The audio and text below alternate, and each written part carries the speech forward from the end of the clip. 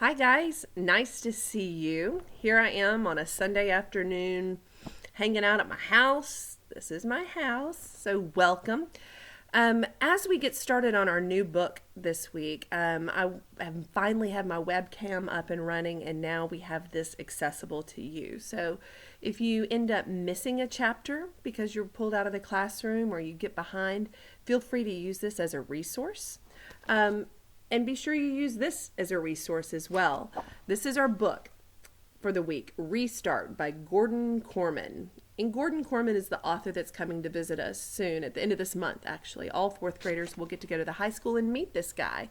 And so we will have just finished his book when we finally get to meet him. So we'll have lots of really intelligent questions to ask him about his writing style.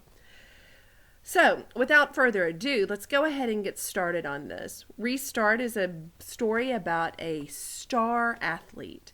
His name is Chase, and Chase is a 13-year-old kid. He was the star football player on his football team, and he had an accident. He fell off the roof, bonked his head pretty hard, and now has amnesia, meaning he can't remember anything about his former life.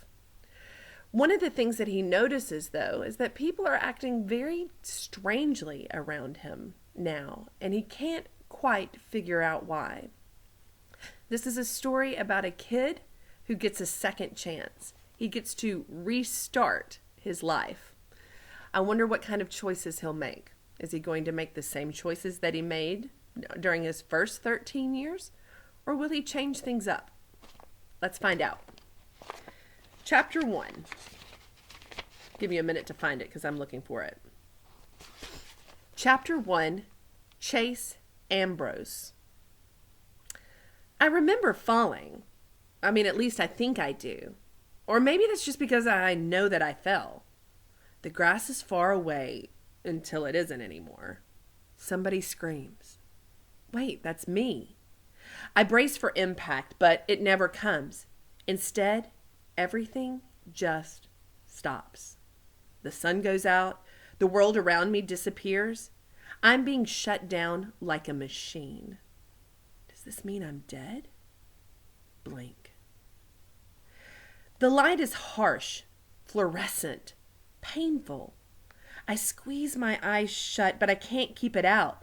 It's an explosion. Voices are babbling all around me. You can't mistake this excitement. He's awake! Get a doctor! They said he'd never... Oh, Chase! Doctor! I try to make out who's there, but the light is killing me. I thrash around, blinking wildly. Everything hurts, especially my neck and left shoulder. Blurry images come into focus. People standing and sitting in chairs. I'm lying down, a sheet over me. White, which makes the brightness even worse. I raise my hands to cover my face, and suddenly I'm tangled in wires and tubing. A clip on my finger is tethered or tied to a beeping machine next to my bed. An IV bag hangs from a pole above it. Thank God! The lady beside me is choked with emotion. I can see her better now. Long brown hair, dark-rimmed glasses. Oh, when we found you, lying there. That's all she can manage before she breaks down crying. A much younger guy puts his arm around her. A white-coated doctor bursts into the room. Welcome back, Chase, he exclaims, picking up a chart on a clipboard at the foot of my bed. How do you feel? How do I feel? Well, like I've been punched and kicked over every inch of my body. But that's not the worst part. How am I supposed to feel when nothing makes sense? Where am I? I demanded. Why am I in a hospital? Who are these people? The lady with the glasses gasps. Chase, honey, she says in a nervous voice. It's me. Mom. Mom. Doesn't she think I know my own mother? I've never seen you before in my life, I bluster. My mother is... And that's when it happens. I reach back in my mind for an image of Mom, and come up totally empty. Ditto for dad or home or friends or school or anything. It's the craziest feeling. I remember how to remember, but when I actually try to do it, I'm blank. I'm like a computer with its hard drive wiped clean. You can reboot it and make an operating and the operating system works fine, but when you look for a document or a file to open, nothing's there. Not even my own name. Am I Chase? I ask. While my other questions send murmurs of shock around the hospital bed, this one is greeted with silent resignation. My eyes fall on the chart in the doctor's hands. On the back of the clipboard is written, Ambrose, Chase. Who am I? A mirror, I exclaimed. Somebody give me a mirror. Perhaps you're not quite ready for that, a doctor says in a soothing tone. The last thing I'm in the mood for is to be soothed. A mirror, I snap. The lady who calls herself Mom fumbles inside of her pocketbook and hands me a makeup compact, like a makeup mirror. I open it, blow away the loose powder, and stare at my reflection. A stranger stares back at me. Amnesia. That's what Dr. Cooperman says I have. Acute retrograde amnesia means the loss of all memory prior to a certain event. In this case, me taking a swan dive off the roof of our house. Yeah, that was the event. I know what amnesia is, I tell him. So how come I can remember a random word like that, but I can't remember my own name or my own family or why I was climbing on the roof? That I can answer, supplies the younger guy, who turns out to be my older brother, Johnny, a college student home for the summer. Your room has that dormer window. You just open it up and crawl out onto the eaves. It's like the roof. You've been doing this for as long as I can remember. And did anyone warn me I might break my neck? Well, only since you were 6, my mom puts in. I figured if you survived this long that it was time to stop worrying. You were such an athlete. Her voice trails off. Amnesia can be an unpredictable thing, the doctor informs us, especially with a traumatic injury like this one. We're just starting to understand which parts of the brain control which life functions, but for all we know, it has nothing to do with geography. Some patients lose long-term memory. Some lose short-term memory. Others lose the ability to transform from short to long-term. In your case, the damage seems totally confined to your sense of who you are and what's happened in your life up to this point. Yeah, lucky me, I say bitterly. Cooperman raises an eyebrow. Hey, don't knock it. You remember more than you realize. You can walk and talk and swallow and go to the bathroom. How'd you like to have to relearn everything, even how to put one foot in front of the other?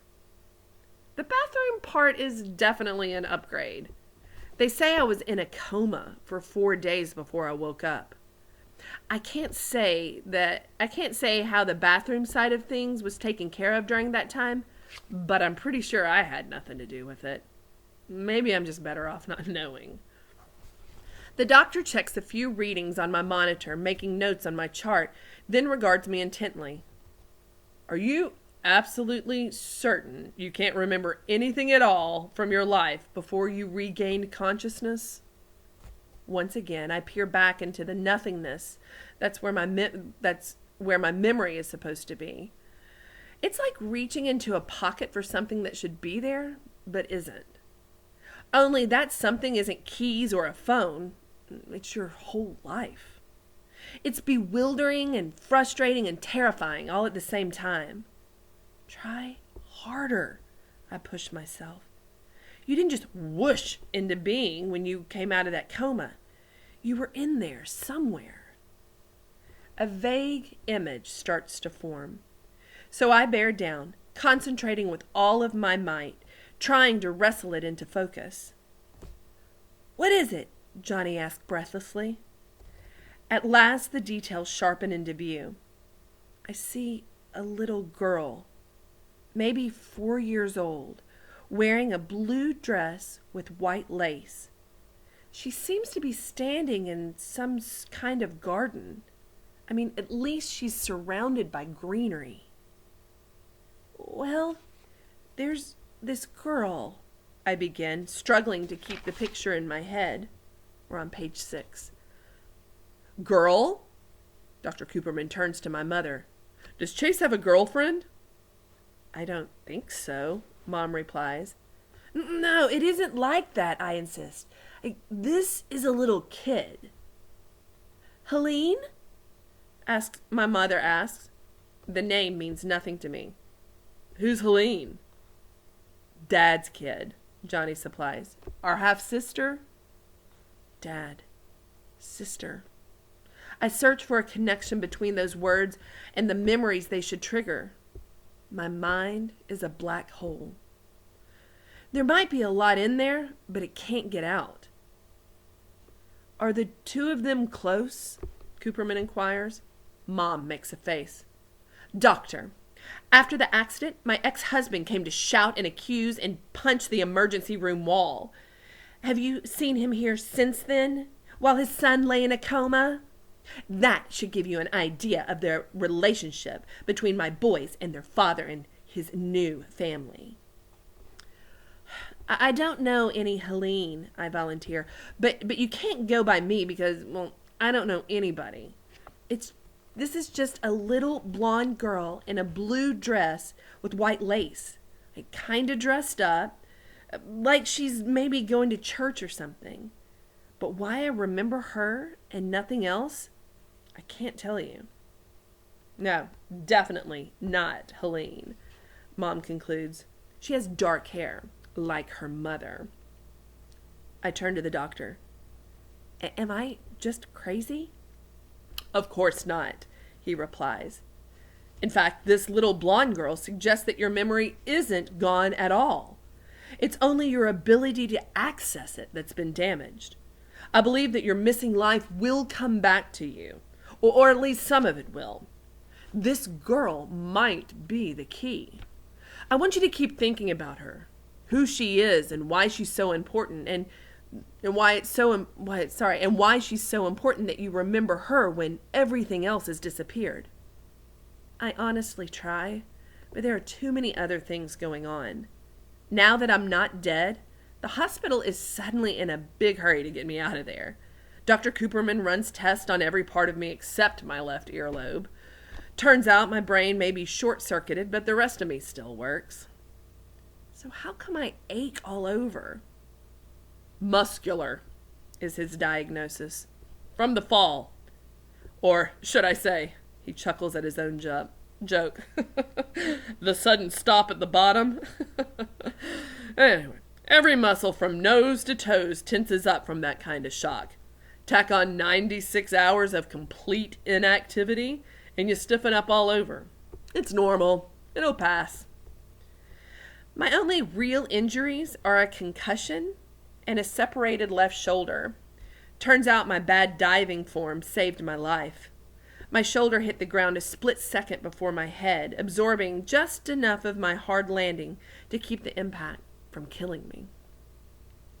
Mom brings clothes for me to change into. I suppose I shouldn't be blown away that they fit. I mean, they aren't my clothes, after all. But of course, they're new to me. I can't help wondering if I have a favorite shirt or a super broken-in pair of jeans. I don't remember the car either. A Chevy van. Or the house. I take the opportunity to fill in a few blanks about myself. I take the opportunity to fill in a few blanks about myself. I look around. I am not the child of millionaires. I have no great love of cutting grass. Or maybe that one's on Johnny. I've got an excuse. I've been in a coma. Page 8. I note the window I must have climbed out of, since it's the only one with roof access. For some reason, I expected it to be higher, and I'm embarrassed. Like it's an insult to my manliness that such a puny fall scrambled my brains. When Mom opens the door, a chorus of voices cry out, "Surprise!" A makeshift banner hangs across the living room. "Welcome home, champ." A heavy-set man about Mom's age steps forward, enfolds me in a crushing bear hug, and rubs his knuckles up and down on my head. "Man, good to have you back, son." Mom is horrified. "Stop it, Frank. Well, he has a concussion." The man, my father? Well, he lets me go, but he's defiant. "Ambrose men can take a few licks, Tina.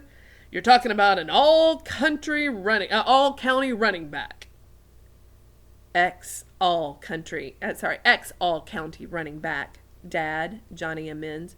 "You heard the doctor. Chase can't play football this season." "Dopey doctor," the father snorts. "What does he weigh? 140 soaking wet?" He faces Mom. "Don't turn him into a wimp like you did with Johnny." "Yeah, thanks. That means a lot," my brother says dryly. "Why are you here, Frank?" My mother is quickly losing her patience. "How many times have I asked you not to use your key anymore? This is not your house, and it hasn't been for a long while." "I pay the mortgage on this place," he growls. All at once, the cloud lifts from his face, and he's grinning. "Besides, we had to be here to welcome home the conquering hero." "Falling off the roof doesn't make me a hero," I mumble. I can't put my finger on it, but there's something about my dad that makes me nervous. It isn't physical. In fact, for a middle-aged guy, he's pretty energetic and spry, despite his paunch, that's his belly, and his thinning hair. His smile is totally overpowering. To see him is to want to be like him. Maybe that's the problem, I decide. He's too confident and he's welcome everywhere. And going by my mom, he isn't. At least he's not welcome here, anyway. He's brought his new family, a wife named Corianne, who doesn't look much older than Johnny, and Helene, my four-year-old half-sister. Mom was right. Helene is definitely not the girl in the blue dress. It's no big deal, I guess, but I'm disappointed. I was kind of hoping for one thing in my life to be connected to reality. Although I'm meeting them for the first time, I have to remind myself that they already know me. For some reason, they don't seem to like me very much. Corianne hangs back, and the little kid stays firmly attached to her mom's skirt. They look at me like I'm a time bomb about to go off in their faces. What did I ever do to them? My father seems to be settling in for a long visit, but Mom's having none of that. "Well, he has to rest, Frank," she says. "Doctor's orders." "What? Like he's chopping wood? Look at him, he is resting." "Alone," she insists, "in his room, where it's quiet." He sighs. "Aunt's at a picnic. That's what you are." He hugs me again, squeezing slightly less this time. "Great to have you back, champ. Sorry it couldn't be more of a celebration, but Nurse Killjoy over there." He inclines his head in my mom's direction. I stick up for her a little. "Well, she is right about the doctor. He said I have to take it easy because of my concussion." "Concussion," he snorts. "When I played football, I got my conch bonked plenty of times. You rub a little dirt in it and you're good." Corianne appears at her husband's elbow.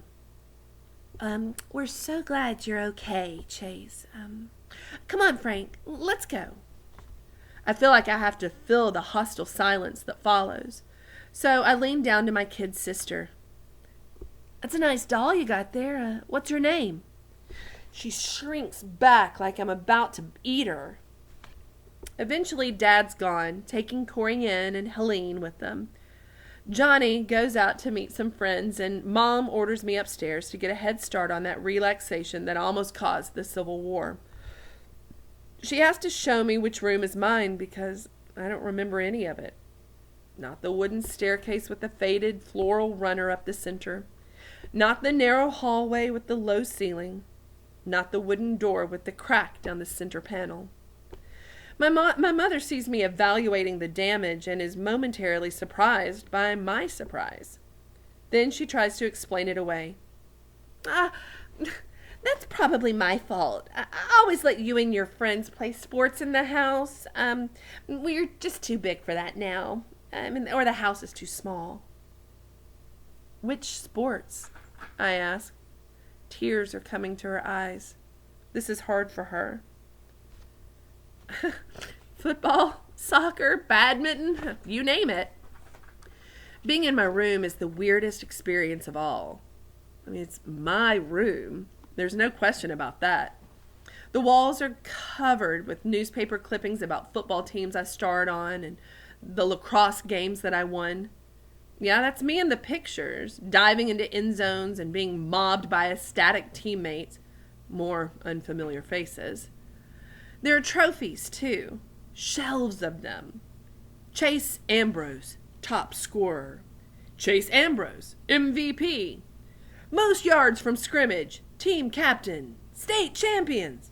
Man, I am really somebody. I only wish I knew who. It takes some doing to build up my courage, but I eventually make it over to the window. I was wrong before. It's plenty high. I'm lucky to be alive. It's like I've been parachuted into the middle of someone else's life. Someone who looks exactly like me, yet isn't me. The doctor is right. I need to rest. I sit down on the edge of the bed. My bed. There's a phone on the nightstand. The screen is cracked. I wonder if I had it with me when I fell. I press the home button. It's dead. There's a charging cable right beside it and I plug it in. After a couple of minutes, the display lights up and there I am again with two other kids. Complete strangers. Although you can tell from the pose that the three of us are really close friends. It's a selfie with the kid on my right as the photographer. I'm in the middle and the smallest of the three of us, which is surprising since I'm a pretty big guy. It must be Halloween because there are little kids in costume in the background. I'm wielding a baseball bat, holding it high. Hanging off the tip of it is a mangled, ruined jack-o'-lantern. The screen goes dark. I press the button again. The image of the triumphant pumpkin bashers reappear. I can't take my eyes off of it. All three of us wear wild, gleeful, unholy cake-eating grins. What kind of person am I? That's the end of chapter 1. If you notice, it was told from the point of view of Chase Ambrose. He's narrating that story.